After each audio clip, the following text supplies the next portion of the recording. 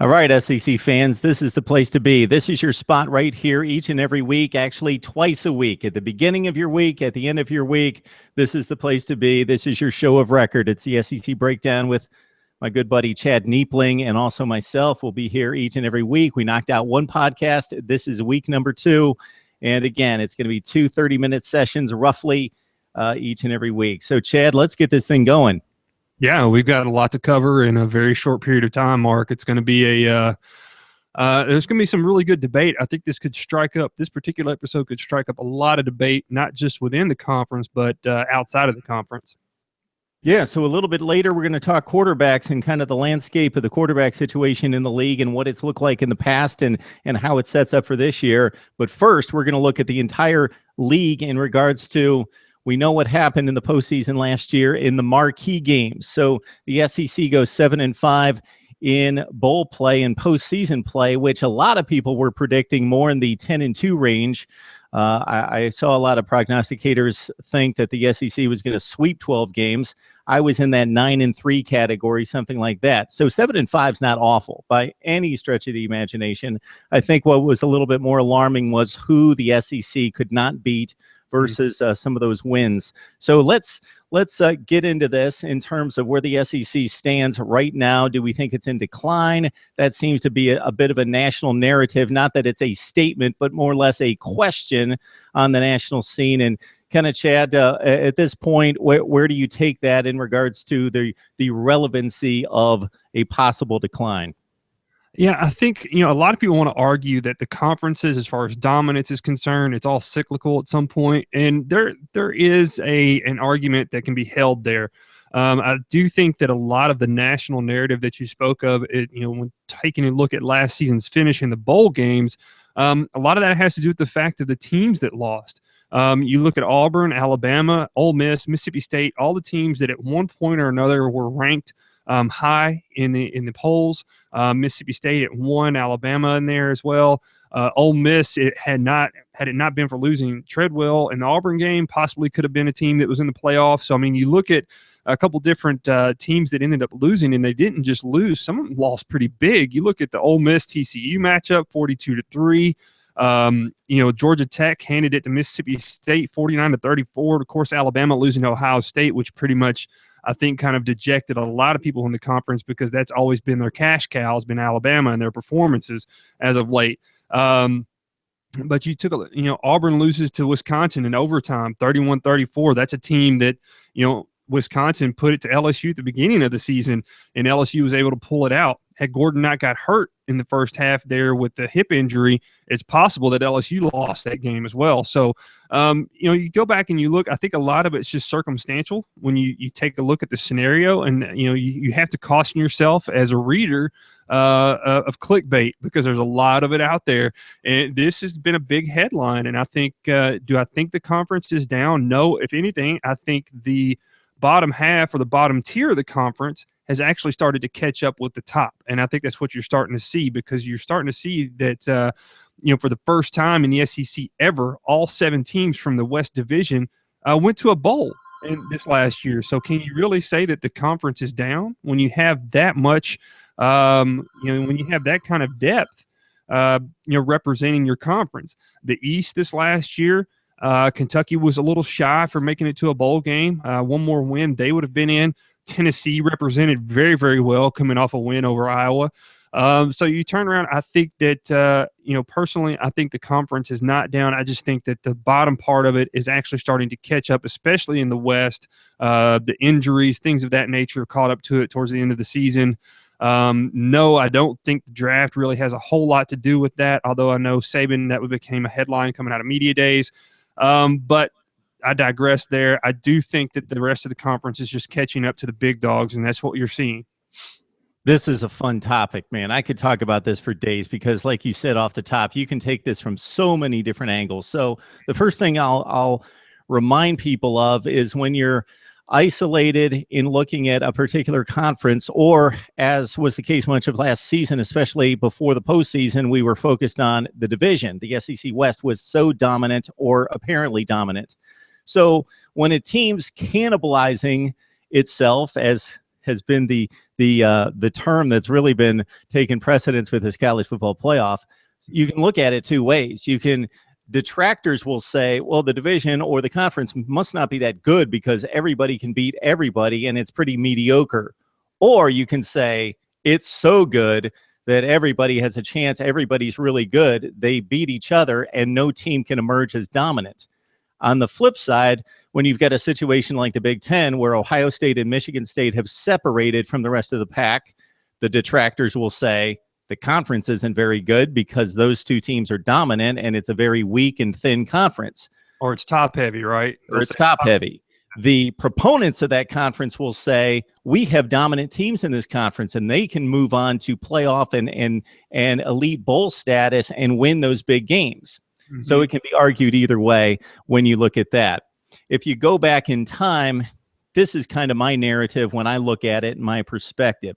I think until the mid-2000s, the SEC was arguably the best conference in college football. But when I say arguably, I think there was a very good argument because back then, the Pac-12 wasn't necessarily as much of a factor. The then Pac-10, the Big 12 was stronger with Nebraska in place and playing well for most of the 90s and the 2000s, especially back into the 90s. The Big 10 was really good because Penn State was really good and Michigan was really good. They were finishing in the top 10 every year. So if you really look at the results, and I want SEC fans to try to take the biased blinders off here, if you really look at the results of bowl play and postseason play and championships up until about 04-05, boy, it was a great argument. It was a great argument.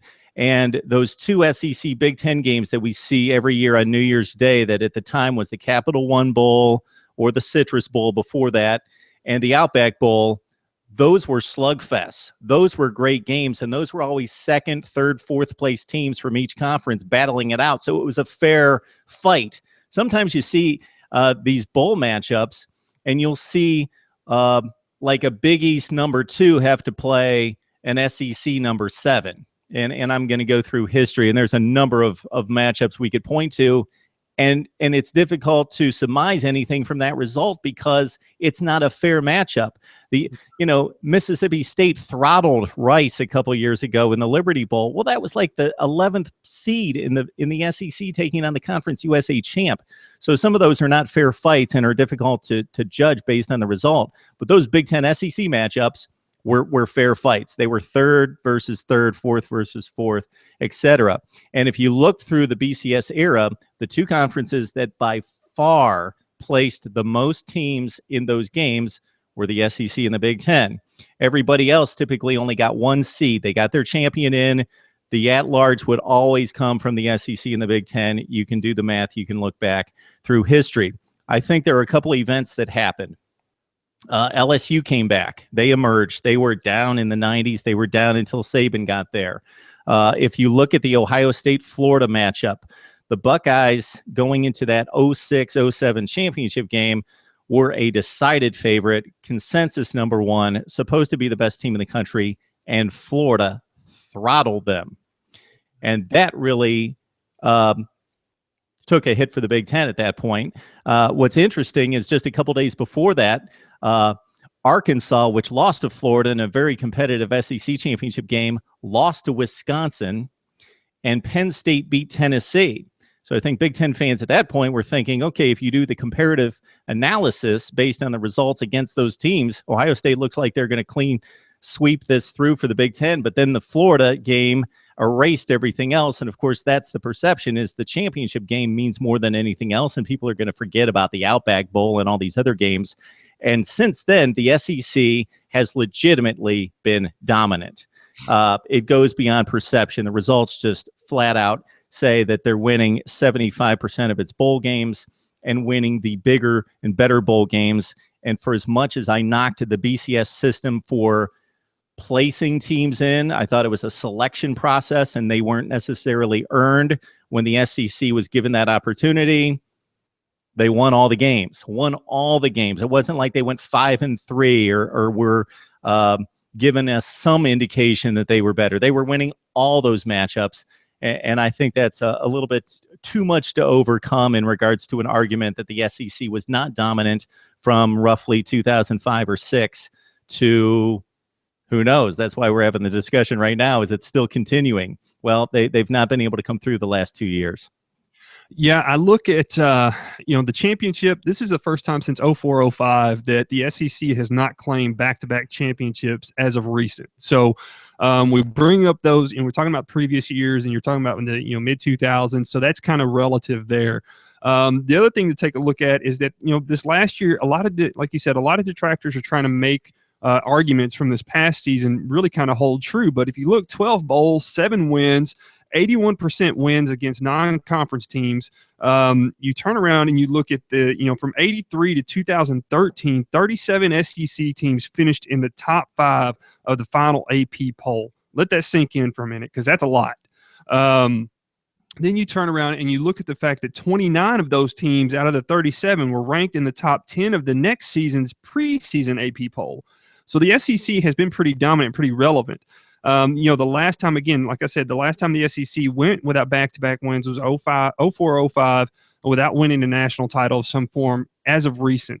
You turn around and then you look at the fact that the SEC has dominated in the draft, and what they've done there as far as setting precedents. Then you turn around and you look at the fact that, the lower portions of, like I said, the West Division, the lower teams, the teams that, were at one point doormats to another team at some point or another, were all in major bowls. I mean, you look at the Mississippi State and the Ole Misses, you look at A&M, you look at Arkansas, Arkansas being pretty low the last 3 years with their winning percentages.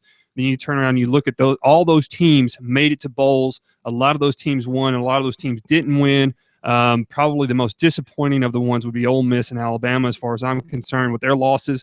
But that being said, the fact that the SEC is still being dominant in that fashion, not only in postseason. And again, I agree with you, Mark. You have to look at what they're doing, not just championships, but look at the bowls. I agree. I think the SEC still has a very relevant dominance to it, and I don't think that one can really argue that fact. But I do think that the Pac-12 is a conference that's on its way up with UCLA, Stanford. Washington is going to be a part of that. USC is going to make its way back. I think there are some teams there that are going to be relevant. I think the Big Ten, with some of the coaching hires that we've seen in the last couple of years, is another conference that's going to be up on the rise, given some time. But yeah, there are some conferences that's always been argued, man, they're top heavy, or they don't have the depth that we have. And some of that may be true, but like you said, until you have the big hitters playing the big hitters in non-conference games throughout the year, it's kind of hard to really get a gauge of who's doing what. So, go ahead, Mark. So I got a little question for you, Chad. Take a guess on this one. So right. The SEC, just like everybody else, plays 4 non-conference games. The Big Ten is going to step it up to 9 conference games coming up in a couple of years, like the Big 12 plays everybody. And the Pac-12 is going to go to a 9-game season, or actually already has a 9-game conference season. Anyway, so that's 4 non-conference games for every team in the SEC. So that's 14 times 4. That's 56 non-conference games last year. How many of those games, those 56 games, do you think were played against the other Power 5 leagues? Oh, man, you would hit me with this stat. I think this stat's pretty pathetic, and it's not an indictment just against the SEC. This is everybody. This is everybody. It's really low. It's extremely low, because you get outside of the Power 5 this last season, it's a lot of, FBS, FCS, Tier 2, Tier 3 type schools. So I know this is a platform that you love to talk on. So go ahead, give me the numbers, my man, because I know you. If you guys haven't followed Mark on Twitter at Mark Rogers TV, you need to, because this is something he is a huge proponent of, and he likes to get on his soapbox. So I'm gonna digress and back off for a second. Go ahead, Mark. So I'm gonna share the soapbox with you right there, Chad, because I like where you're leaning. If you want to really break down the results of last season's matchups between the Power 5 leagues, check out my videos. Go to Mark Rogers TV on YouTube. Check out the videos that I posted about 2 months ago, breaking down all the results between the Power 5 conferences. Okay, here's the deal. So the SEC, 14 teams playing 4 non-conference games. That's 56 games. Only 11 out of 56 games were against the ACC, the Big Ten, the Big 12, and the Pac-12. I just think, and again, this isn't just an indictment against the SEC. The numbers for the other leagues aren't that much higher. Now, I know that fill in the blank team in the SEC cannot beat up their team by playing Ohio State, Nebraska, UCLA, and Kansas State, their 4 non-conference games. But I would love to see all the major players play one really, really tough game. Play Wisconsin, play USC, then play a mid-level game, play a typical 5th or 6th place finisher from another league, play Texas Tech or play Duke or play somebody like that. Then the other 2 games, you know what? Do whatever you want. Go play an FCS, play 2 FCSs, do whatever you want, but you've played 2 legitimate opponents and 1 extremely difficult opponent. That's not necessarily happening. Again, you look at the SEC with the 56 games only playing in 11, they won 5 out of the 11. So if we strip off the names Alabama and Auburn and LSU and et cetera, and just look at the results, 5 and 6 in those 11 games. Okay. The SEC West, considered the best division in football. And before I go to work on the SEC West, I want everybody to know that I do think it's the best division in college football. I truly do. The results, though, early in the season, very good. Again, for me, not enough matchups, but the matchups that were there, they won. You mentioned the LSU-Wisconsin game. I love to see those kind of games early season. Those are awesome.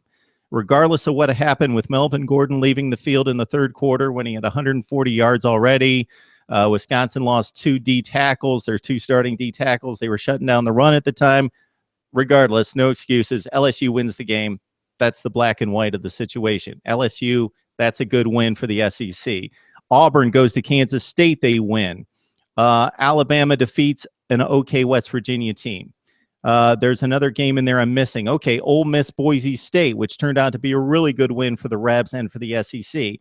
So they played 4 really good opponents during that stretch. Unfortunately, Mississippi State played nobody. Texas A&M played nobody. I'm not going to go crazy over Arkansas defeating a 2-7 Texas Tech team, 2-7 in the Big 12. So 4 really good matchups, and they won all of them. But then they get to postseason play, and who did the conference really beat? Chad, who do you think would be the best postseason bowl win for the SEC last year? And just kind of scanning the games, what do you think was the most impressive win?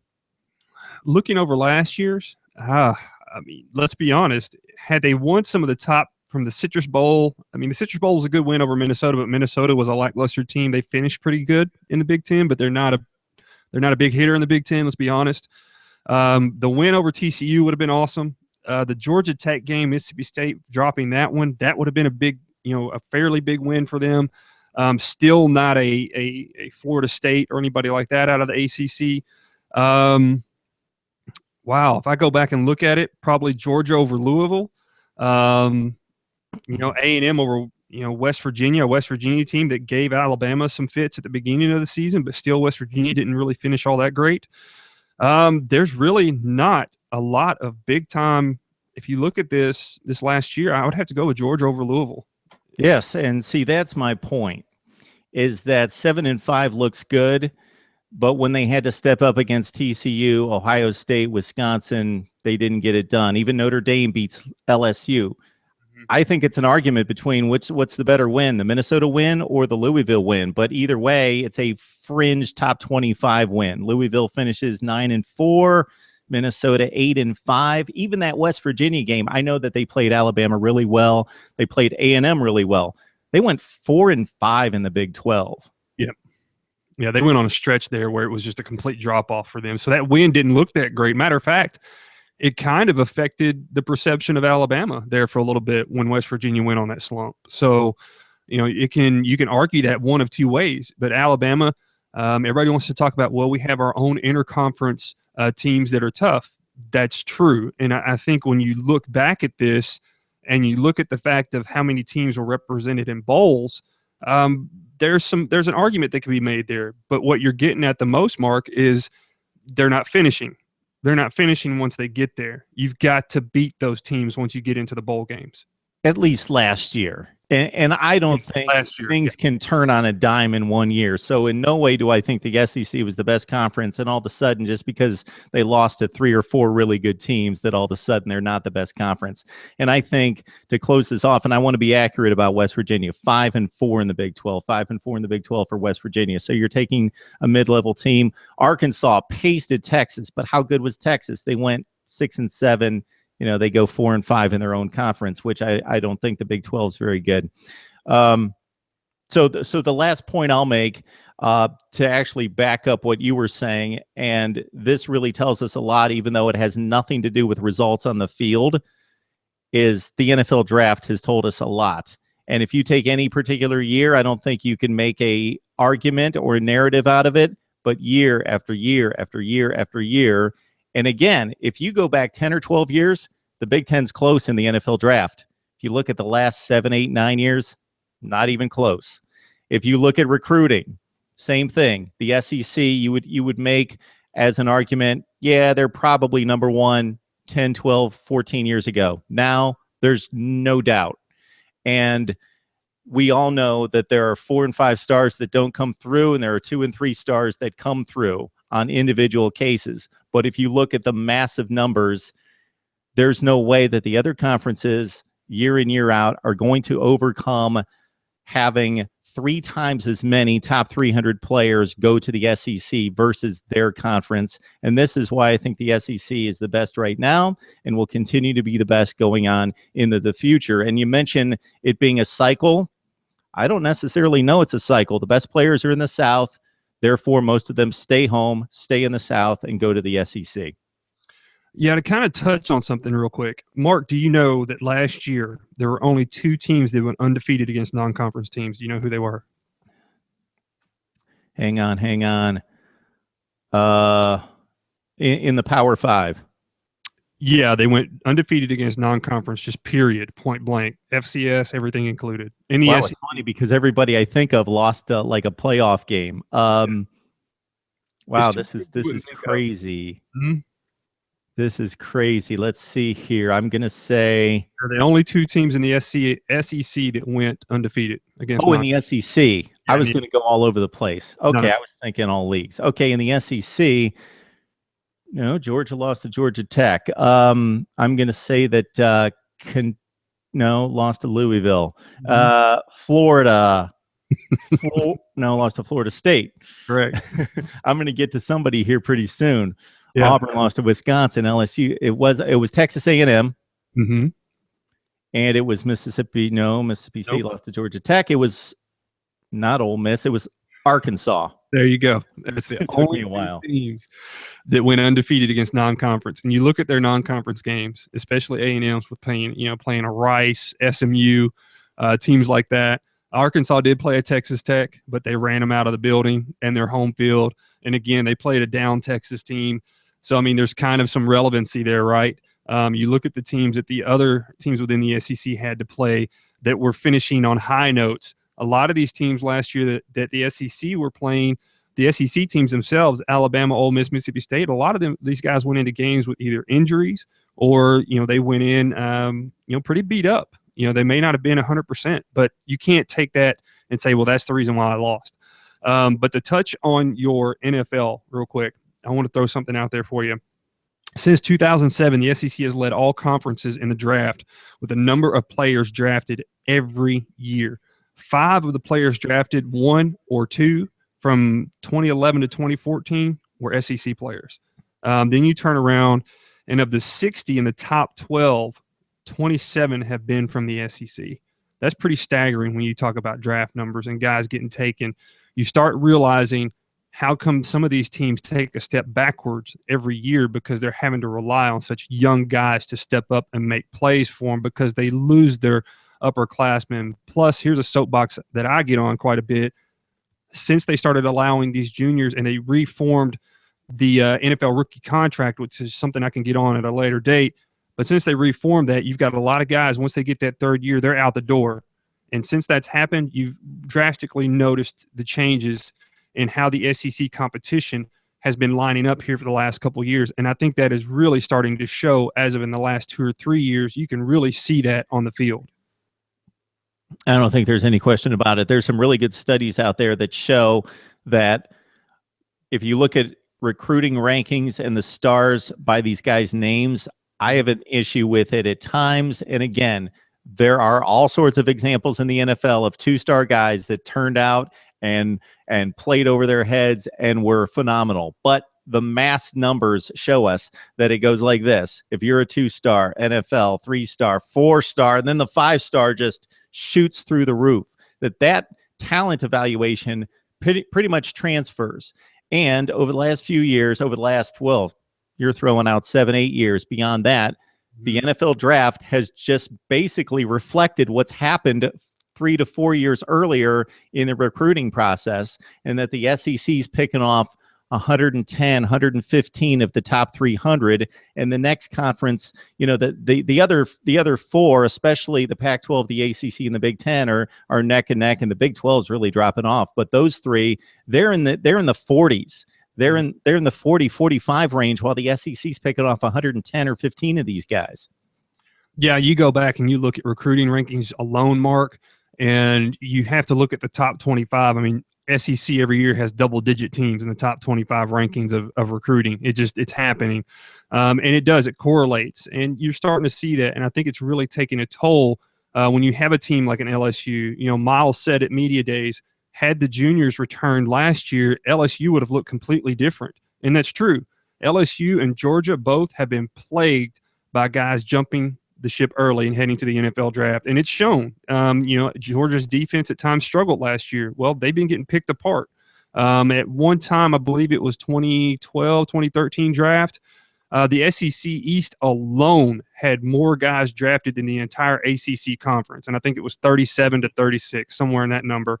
So, I mean, it's drastic as you watch these guys start to fall off, and it affects the teams, and you start to see it later in the years. Depth catches up to you. You've got inexperienced guys you're having to put out on the field later in the year, November, when the cannibalization starts. So, and it shows when you get into the bowl game. So it is what it is. It's not an excuse at all. It's just a reflection of how the conference is being perceived from the outside, but what's really going on in the inner workings as the gears are turning. But, Mark, let's move on real quick, and let's touch on a subject that we talked about briefly, and that was the SEC quarterback. This year, the SEC quarterback, I think there's more questions at that position than there ever have been in previous years. You go back to 2008 on up, where you had Stafford. Then, of course, Stafford bleeds off, and then you have guys like McElroy, John Parker Wilson there in 2008. Then you turn around, you got A.J. McCarron for Bama. Then you look at Shaw came in from South Carolina after Steven Garcia. I mean, there's been a pretty steady revolving door of pretty talented quarterbacks at the college level in the SEC. And I think this year, outside of a handful of teams, there's a lot of question marks. We would have to go through history to really nail this down, but I think the gold standard was reached after that 2013 season when you had Zach Mettenberger, A.J. McCarron, Johnny Manziel, Aaron Murray, James Franklin, even what he was able to accomplish at Missouri, and I might be leaving somebody out, Carter Samuels. SEC. Yeah, you go Carter Samuels. Dak was even in at that time. Bo Wallace had made his mark. I mean, there were some pretty talented guys. Matty Mock had even made a mark in 2013. Yeah, I was talking about basically the guys that were leaving the conference, and that was a big exodus for guys that, when you look at Aaron Murray, even though he didn't win a national championship, and that's a knock against him, wrongfully so in my opinion, most prolific passer in the history of Georgia football, one of the most prolific in the SEC. We know what Johnny Manziel accomplished, all the SEC individual game records, the Heisman Trophy. A.J. McCarron with the 2 national championships. James Franklin moving into the SEC and getting that team to a championship game. Zach Mettenberger, despite some of his issues off the field and not a great run at LSU, that last season he put up huge numbers with the 2 NFL wide receivers, Landry and Odell Beckham Jr., and there just seems to have been a fall off since then. And we might be sitting here mid-December talking about Jeremy Johnson contending for a Heisman Trophy. We might be talking about a number of guys stepping in. The 3-way battle at Ole Miss. We might be talking about Kelly making his mark and being an exceptional quarterback in the SEC. The Alabama situation, it's just unproven. It's not lack of talent. They got 5 stars all over the place battling for that job. It's just that they're unproven. So we could be sitting here in 4 to 5 months talking about what a great year it was for the quarterback in the SEC. It's just that we don't have proven talent and experience coming back.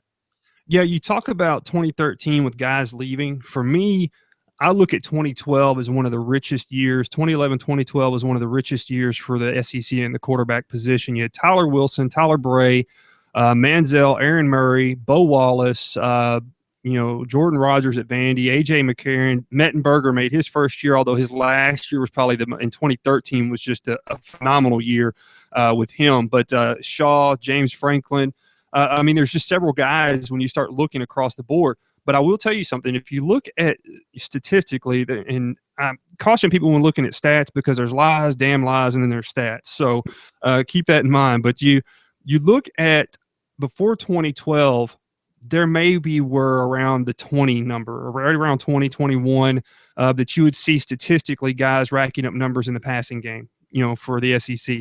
You get into 2012, there's 40-plus guys that all of a sudden their names start showing up. 2013, it's around 30. Then you get into 2014 and you start to see that drop back to around the 20s. So you can see where there's been an influx over the past several years since 2008, around 2012, 2013, where there were some inconsistencies, but it was the haves and have-nots. So you had teams in 2012 and 2013 that had some guys that were upperclassmen that were making a name for themselves in those 2 seasons. But in 2014, you kind of see a little bit of a fall off.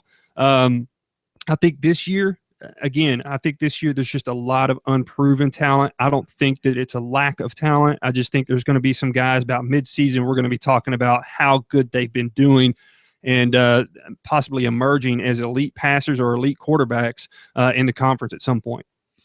Yeah, I'm going to put on my Power 5 hat again and look at the other conferences. I just, again, I don't think there's a lack of talent in the SEC. We're just talking about unproven players, inexperience that has to step in and perform well versus the 3-headed monster at Ohio State. They can only play one guy, but then you've got Connor Cook, a very established and very successful starter at Michigan State.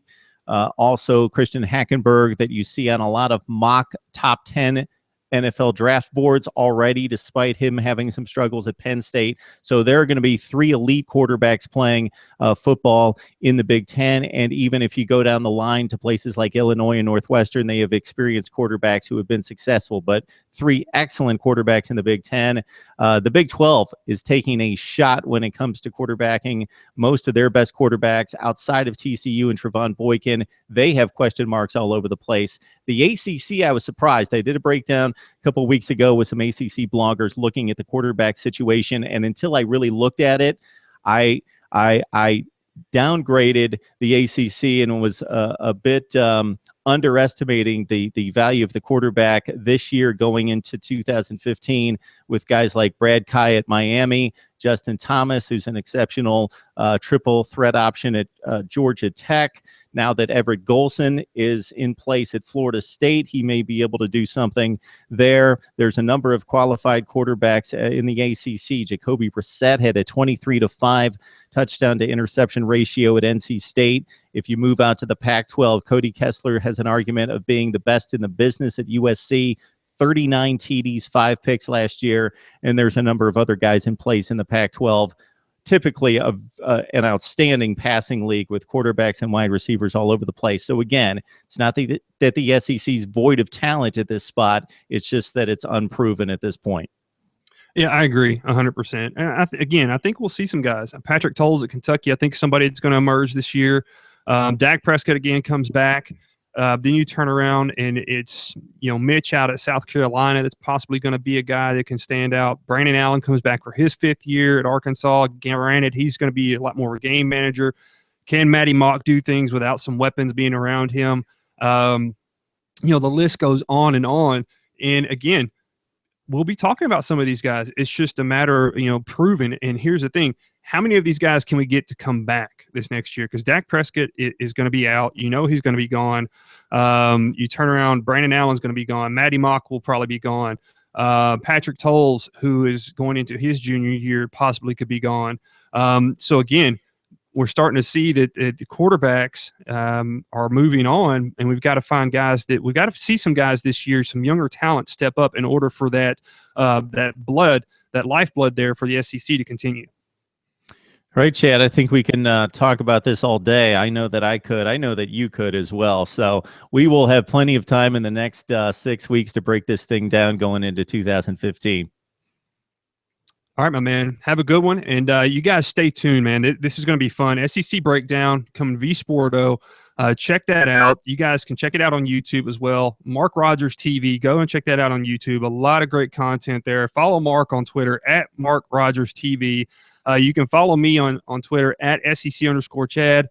Putting out a lot of content for V Sporto as well. So come and check us out.